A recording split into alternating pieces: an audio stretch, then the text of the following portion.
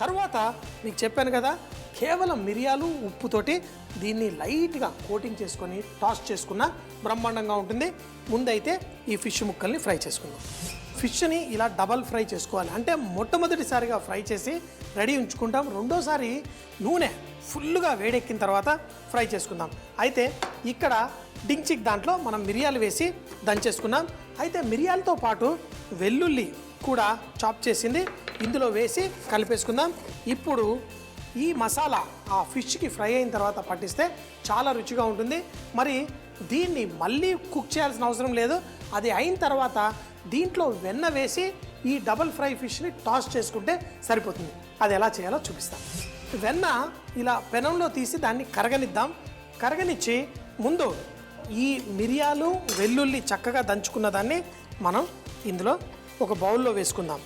దీంతో పాటు ఫిష్ని double fry చేసుకుందాం. ఇప్పుడు ఇలా ఫిష్ నూనె బాగా వేడిగా ఉన్న దాంట్లోనే ఈ ఫిష్ ముక్కలు వేయాలి. ఇలా హోటల్లో మేము చేసేటప్పుడు నూనె వేడి నూనె ఎప్పుడు రెడీగా ఉంటుంది. ఇలా ఫిష్ ముక్కలు మరీ ఎక్కువ వేసారనుకోండి, నూనె చల్లారిందంటే మళ్ళీ ఆ క్రిస్పీనెస్ రాదు.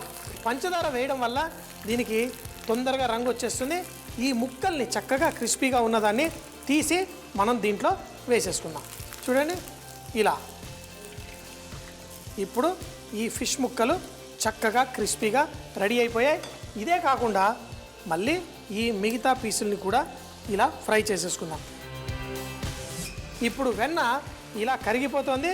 దీంట్లో అయినా మనం కరివేపాకు వేసేసుకొని ఆ కరివేపాకు చిటపట్లాడిన తర్వాత ఈ మిరియాలు దీంట్లో వేసి టాస్ చేసుకొని ఈ ఫిష్ని వేడిగా ఫ్రై చేసుకొని సర్వ్ చేసుకుంటే చాలా బాగుంటుంది. ఇప్పుడు కూడా ఫిష్ చూడండి క్రిస్పీగా వచ్చేస్తుంది. దీన్ని మనం ఈ నూనెలో నుంచి తీసేసి ఇందులో వేసేసుకుందాం. ఇప్పుడు ఆర్డర్ వచ్చిన వెంటనే ఇలా వేసి దీన్ని కోటింగ్ చేస్తే మనకి మసాలా అంటుకోదు. ఇప్పుడు కరివేపాకు ఫ్రై అయిన వెన్నని ఇందులో వేసుకొని దీన్ని ఇప్పుడు టాస్ చేస్తే మనకి ఈ వెన్న రుచి చక్కగా ఈ ఫిష్ ముక్కలకు వస్తుంది. అలాగే ఆ మిరియాలు వెల్లుల్లి వల్ల దీనికి ఒక మంచి టేస్ట్ వస్తుంది. ఇప్పుడు దీన్ని వడ్డించుకుంటే భలే సూపర్గా టేస్టీ ఉంటుంది. ఇప్పుడు దీన్ని ఒక ప్లేట్లో వడ్డించి చూపిస్తాను. ఈ ఫిష్ పీసులు మీరు చూస్తే కనుక మన మసాలాతోటి పర్ఫెక్ట్గా రెడీ అయిపోయాయి. చక్కగా కరకరలాడుతూ క్రిస్పీగా చూడండి.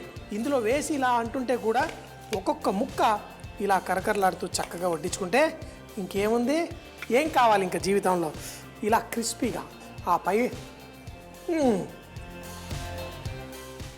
ఆ వెన్న, ఆ వెల్లుల్లి, కరివేపాకు, ముఖ్యంగా ఆ మిరియాల సువాసన. అయితే కొంచెం ఆ వెన్న చక్కగా మనకి మంచిగా కోటై మంచి టేస్ట్ ఇస్తుంది. ఈ ఫిష్ని మనం రోవు ఫిష్తో చేసుకోవచ్చు. అయితే కొన్ని ముళ్ళులు వస్తాయి. కొర్రమీన బోన్లెస్ చేసుకుంటే పర్ఫెక్ట్. కానీ రోవు ఫిష్ నాకు చాలా ఇష్టం. మనకి ఖరీదు కూడా తక్కువ, మంచి స్వీట్ ఫ్లేవర్ ఉంటుంది. ఇలా వెన్నలో వేసి టాస్ చేసుకుంటే అదిరిపోతుంది. ఆహా, అమ్మ, అలాంటి వాళ్ళది నిజమైన ప్రేమ కాదు, అది వ్యామోహం. ఎగ్జాక్ట్లీ చిన్నత్త, నిజంగా ప్రేమించుకున్న వాళ్ళు అలా చేయరు. ఎంత మనసు విరిగిపోతే కన్న కూతుర్ని పట్టుకొని మా దృష్టిలో చచ్చిపోయా ఉంటుందా తల్లి? అది సరే అమ్మా, తన కూతురుతో తన మాట అనేటప్పుడు ఆమె మాటల్లో వ్యథ, కళ్ళల్లో బాధ గమనించావమ్మా? పెద్దబాబుకు బర్త్డే విషెస్ చెప్పు కూడా వెళ్ళాం కదా. ఊరికే ఎలా కాలిపోతుంది? మంట పెడితేనో పడితేనో తగలబడుతుంది.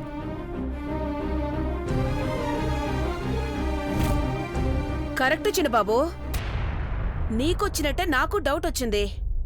పార్వతే షర్టును తగలబెట్టిందనుకుంటా.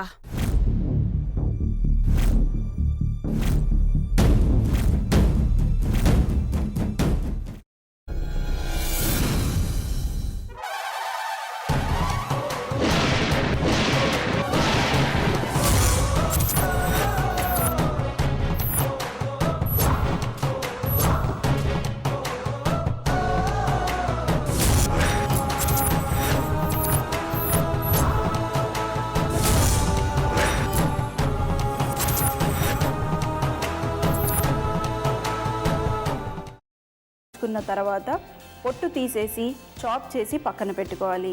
ఒక ప్యాన్లో కొద్దిగా నూనె వేడి చేసి అందులో ఆవాలు, మినప్పప్పు, శనగపప్పు, కరివేపాకు, సన్నగా తరిగి పెట్టుకున్న ఉల్లిపాయలు వేసుకుని 1 నిమిషం పాటు వేయించుకోవాలి. ఆ తర్వాత కాల్చి కట్ చేసి పెట్టుకున్న వంకాయని కూడా అందులో వేసుకుని బాగా మిక్స్ చేసి బౌల్లోకి ట్రాన్స్ఫర్ చేసుకుని అందులో తగినంత చిక్కటి పెరుగు లేదా పల్చటి పెరుగు వేసుకుని మిక్స్ చేసి అన్నంతో కానివ్వండి, చపాతీతో కానివ్వండి సర్వ్ చేసినా చాలా బాగుంటుంది.